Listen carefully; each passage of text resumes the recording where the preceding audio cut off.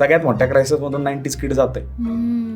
Black board बघितला, नंतर कुठला ग्रीन बोर्ड बघितला, व्हाईट बोर्ड बघितला, PPT बघितली, AI बघितलं. रिलेशनशिपचे तर असले डेंजर फेज बघितले. वन साइड प्रेम बघितलं, ज्यात आम्हाला वाटतं देवच पुरीला सांगणार ह्यो प्रेम करतो.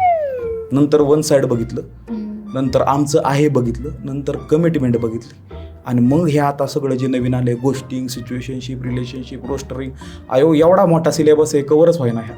म्हणजे आम्हाला किती हे आमच्यासाठी पण कोप करणं खूप हार्ड आहे अगं.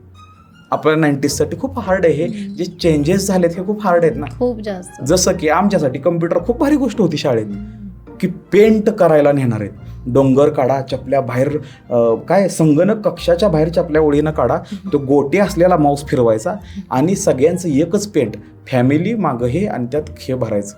म्हणजे हे इतकं आपण गोष्टी बघितल्या आणि आता आपण बघतोय त्याच कम्प्युटरवर आपण कोडिंग करतोय. सो ह्या पण गोष्टी खूप अफेक्ट करतात आपल्याला, चेंजेस खूप अफेक्ट करतात. सगळ्यात जास्त ट्रान्सफॉर्मेशन झाले. हो हो हो, येस, खूप जास्त खूप जास्त. मग मला वाटतं तुम्ही आम्हाला खरंच असं प्रेज करा 90s किड्सला, कारण आम्ही टॅबू असलेल्या प्रथावर लात मारली, आम्ही सगळ्यांवर लात मारली, आम्ही एवढे लिबरल म्हणून सगळ्या गोष्टी करतोय. कारण हे खूप हार्ड होतं, कारण आमच्यासाठी हे असं न होणं खूप सोपं होतं, पण आम्ही चूज केलं.